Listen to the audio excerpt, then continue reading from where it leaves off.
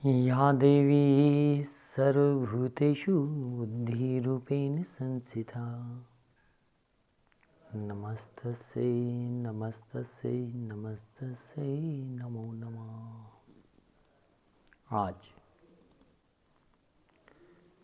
बसंत पंचमी का विशेष महोत्सव है। आज के दिन ही सारे विश्व में, विशेषतः भारतवर्ष में सरस्वती जी का पूजन महोत्सव मनाया जाता है और ये विद्या की देवी है। विद्या ही हमें दैन्य विवेक प्रदान करती है। तो माता सरस्वती को नमन करते हुए और आज की पंचमी तिथि से हम 5 ज्ञान इंद्रियों के द्वारा किस प्रकार हम पतन की तरफ जाते हैं और किस तरह हम उत्थान की तरफ जा सकते हैं। तो उत्थान के रास्ते पर अग्रसर होने के लिए हमें अपनी 5 ज्ञान इंद्रियां, नेत्रों के द्वारा हमें रूप का ज्ञान होता है और पतंगा रूप में मोहित होकर ही अपने आप को भस्मीभूत कर देता है। तो हमें नेत्रों के द्वारा परमात्मा दर्शन में जाना है, ना कि पतन की ओर जाना है। नासिका व्यर्थ की सुगंधियों से हटकर, सुगंधि तो हमारे परमात्मा को भी बड़ी प्रिय है, इसीलिए हम पुष्पों की हार उनके चरणों में चढ़ाते हैं। भ्रमरा सुगंधि के वशीभूत होकर ही अपने प्राणों की आहुति दे बैठता है और हमने स्वतः के लिए ना होकर अपने आराध्य के लिए सुगंधियों को अर्पित करके अपने जीवन को सफल बनाना है, आनंदित बनाना है। फिर जीवा के कारण ही एक मछली अपने जीवन की आहुति दे बैठती है। हमें स्वादों में ना पड़कर सिर्फ शरीर को चलाने के लिए इस जीवा का उपयोग करना है,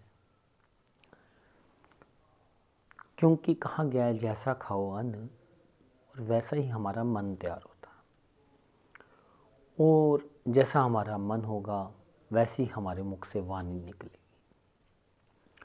तो इसलिए जीवा को अगर हम संयमित कर लेंगे तो हमारा पूरा जीवन भी संयमित हो जाएगा। जितना शुद्ध हमारा आहार होता है उतना ही शुद्ध हमारा मन तैयार होता है। फिर हमारे पास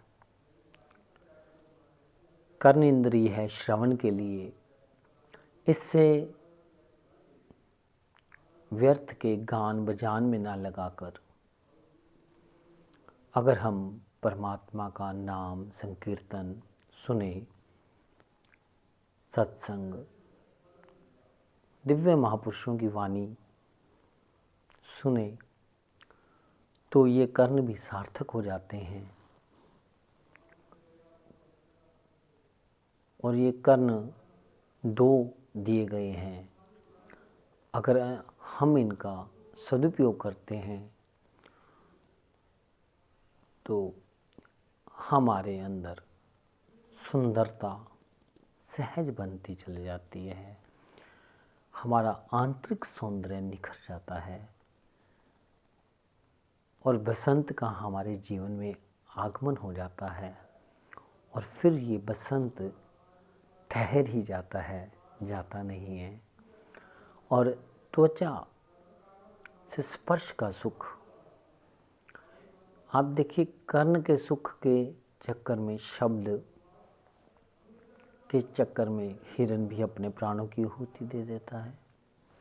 और स्पर्श के सुख से हाथी, गज, आप जानते हैं कि कागज़ की हथनी बनाकर गड्ढे के ऊपर घास रख के जब खड़ी की जाती है तो हाथी स्पर्श के सुख के लिए ही जाकर महावतों के चंगुल में फंस जाता है और सारा जीवन उसका फिर गुलामी में बीतता है। तो स्पर्श के सुख से हटकर वहीं विग्रह, प्रभु के विग्रह को छूने, माता पिता के चरणों को स्पर्श, गुरु के स्पर्श चरणों का और प्राप्त करने का हमारे अंदर सद्बुद्धि आ जाए। आज हम माता पिता और गुरु के चरण स्पर्श से दूर होते जा रहे हैं।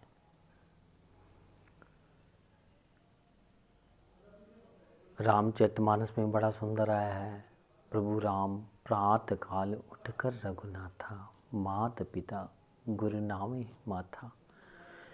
ये स्पर्श हमारे भाग्य की रेखाओं को बदल के रख देता है।